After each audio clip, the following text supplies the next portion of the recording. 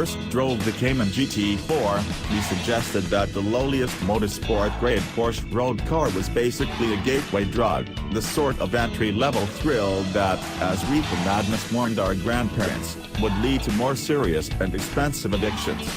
Now, nearly 3 years later, we've met the automotive architect that sits at the top of that scale. On the basis of our first hit in Portugal, we suspect the new Porsche 911 GT2 RS could be the most potent automotive psychotropic of them all. The name isn't hard to decode, and we understand if your first instinct is to feel that this will be a familiar story. While GT3 versions of the 911 use high-revving naturally aspirated engines to give what is almost the perfect balance between performance and grip, GT2s use turbocharged engines to deliver a more brutish appeal and a generous excess of power. The RS addendum stands for rstop and indicates this car's track-centric mission. Whereas the previous generation GT2 had an already gratuitous 620 horsepower, this new 991 edition moves that number up to a credibility-stretching 700 horses, courtesy of a twin-turbocharged 3.8-liter flat-six with a water-spraying system to cool its intake charge. Peak torque, a modest 553 pounds-to-foot, is delivered to the rear wheels through a 7-speed dual-clutch automatic transaxle (PDK). Unlike the GT3, there is no manual option.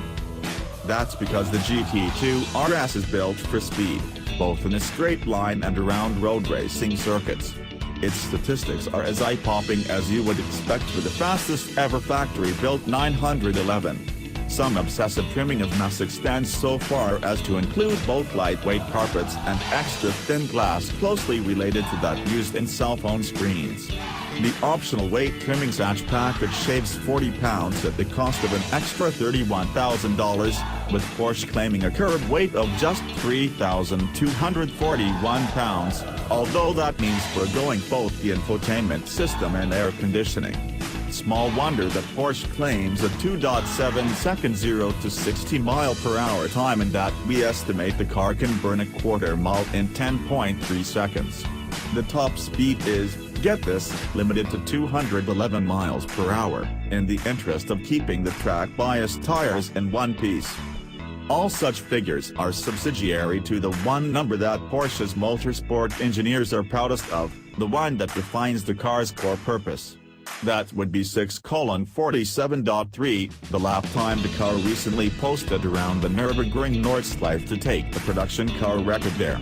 That is a dizzying 31 seconds quicker than the previous 997 generation GT2 RS and 10 seconds inside the time set by the 918 Spyder, a previous record holder. Meaning the $294,250 GT2 has the legs on a model that, when last sold new, cost nearly 3 times as much.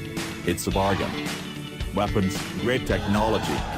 We've already told you about much of the GT2 RS's technology overload, from the carbon fiber anti-roll bars and the REN links that are part of the hatch package to the water cooling system that draws from a 1.3-gallon tank of distilled water at the bottom of the front-mounted trunk. The question now is how it drives, and the answer is both with the brutality that will delight those in search of the ultimate 911, but also without the bad manners that gave its predecessors their scary characters. The 996 generation GT2 was the first to be made in significant numbers, and it quickly earned a reputation to rival that of the Lockheed F-104 Starfighter. That was the overpowered and frequently unstable Cold War fighter that, in German military service, crashed often enough to earn the nickname of Widowmaker, a moniker that was applied to the GT2, as it had been to 911 turbo models, thanks to its combination of huge power and snappy handling as it approaches the limits. The 997 generation GT2 and its more hardcore RS spin-off were both less wayward but still needed to be treated with the respect fit for a catchy mafia combo in anything other than perfect conditions. Which makes it all the more remarkable how easily one can deploy the new model's enormous performance, both on the road and in its native environs of a racetrack. Money is not wasted here on comfort or fripperies.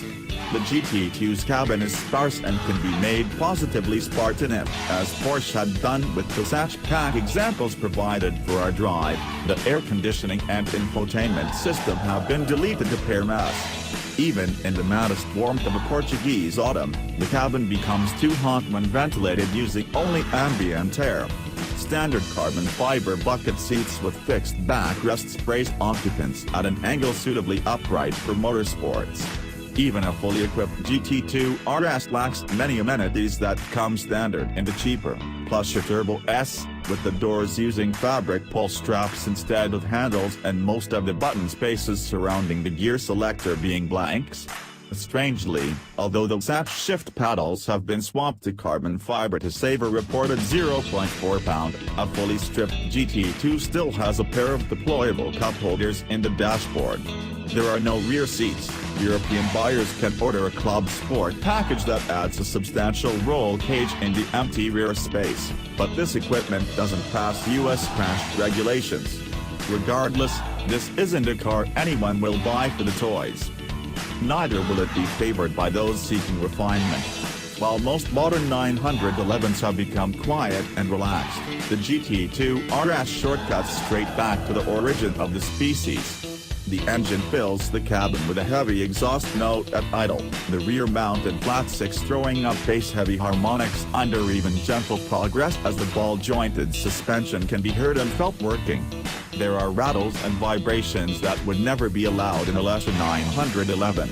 The driver and passenger sit close enough to allow for conversation, but higher speeds require raised voices. The ride is firm enough to set surplus flesh wobbling over even apparently smooth roads, although this improves markedly as speeds increase. GT development boss Andreas Reuninger says that his team wanted to make the GT2 RS feel turbocharged, rather than follow the modern trend of trying to hide evidence of forced induction. In this, they have been entirely successful. The engine is tractable but truculent at low revs, pulling cleanly but with limited enthusiasm until the tachometer needle passes north of 2,500 revolutions per minute. Beyond that, the turbos add boost with rapidly increasing vigor, giving the GT2 the sense of exponential acceleration that used to define turbocharged engines. Peak power arrives at 7,000 revolutions per minute, just 200 revolutions per minute shy of the limiter.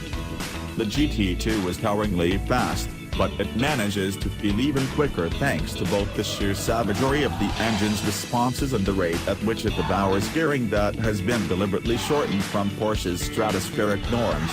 Second gear runs out at a relatively modest 62 miles per hour. Getting the accelerator pedal all the way down feels like a genuine achievement. Holding it there for more than a couple of seconds requires a straight road heading to a distant horizon and the will to accept the consequences of what could be a world record speeding ticket. There is a launch control system, which automatically engages if the brake pedal is pressed and held firmly before stepping on the accelerator with the car at a standstill. Releasing the brake dispatches the RS with a ferocity that leaves no doubt about its ability to match or beat Porsche's acceleration claims. However, the clutch dump feature, activated by pulling both shift paddles before releasing them to engage drive, can be far more entertaining even as it is admittedly less scientific. While the acceleration is astonishing, lateral grip levels are at least as impressive, certainly on dry pavement. Previous GT2s have struggled to find traction, but the GT2 RS's Dunlop Sport Max race tires of our test car, 265/35ZR20S at the front, 325/30ZR21S at the rear. Some GT2s will come with Michelin Pilot Sport Cup 2s instead. Find the sort of adhesion that normally inspires reference to Velcro. This is a rear drive 911 that feels grippier than its all-wheel drive siblings. The RS's steering feels lighter than the usual sporty German tune but is perfectly proportional and has outstanding feel. At street speeds there is no understeer, even on the tightest of the many Portuguese roundabouts we had to navigate. An active rear steering system helps it rotate at lower speeds and improves stability when moving faster. As with the GT3, traction control can be deactivated separately from the stability management system, but even with all the sentinels on guard it is possible to edge the GT2 into slight oversteer with too much throttle. The RS remains adjective stretchingly fast, able to gain on the Porsche 918 Spyder that was being used as a pace car on Portimao's longer straights. A haze of heat rising from the back of the hybrid is at work to stay ahead. Track loadings allowed for more exploration of how the RS behaves as its Himalayan limits approach. Yes, it will understeer if too much speed is carried into slow corners, and the rear will slide in response to optimistically early applications of the throttle, yet it still feels remarkably friendly for something so fast and powerful. The carbon ceramic brakes are also worthy of special praise.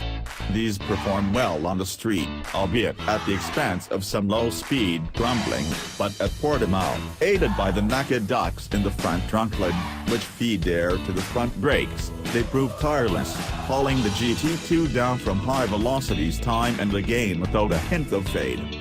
Apex Predator 911.